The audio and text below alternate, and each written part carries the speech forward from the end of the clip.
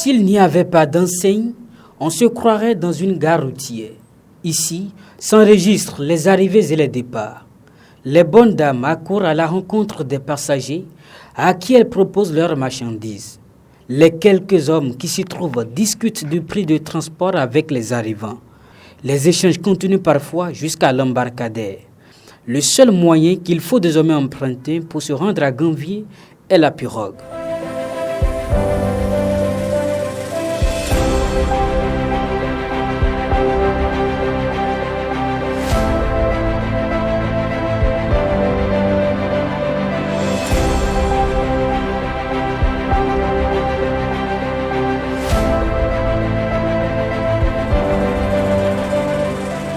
Nous voici à bord d'une barque motorisée.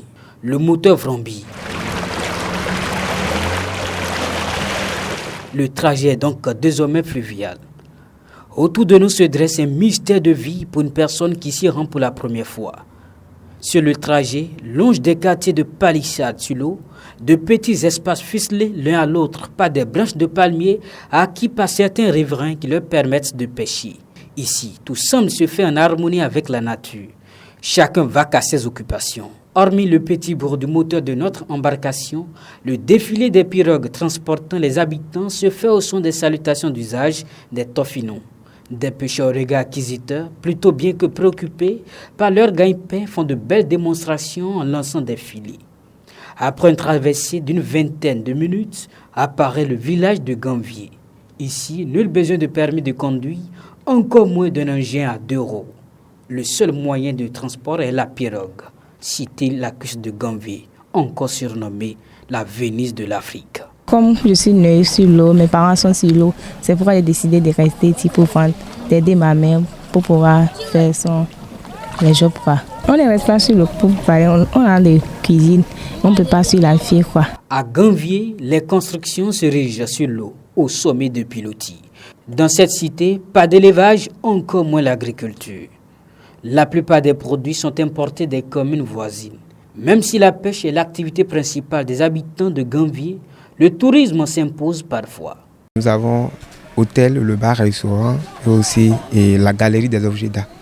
Donc l'hôtel, on a 8 chambres et pour les objets d'art, nous avons des objets qu'il faut, des objets artisanaux.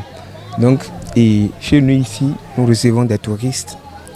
Ils viennent visiter Ganvié et en profitant pour acheter des objets les objets qui sont faits à Ganvié. Il y a des touristes qui aiment aussi dormir sur l'eau. Ganvié chez nous aussi.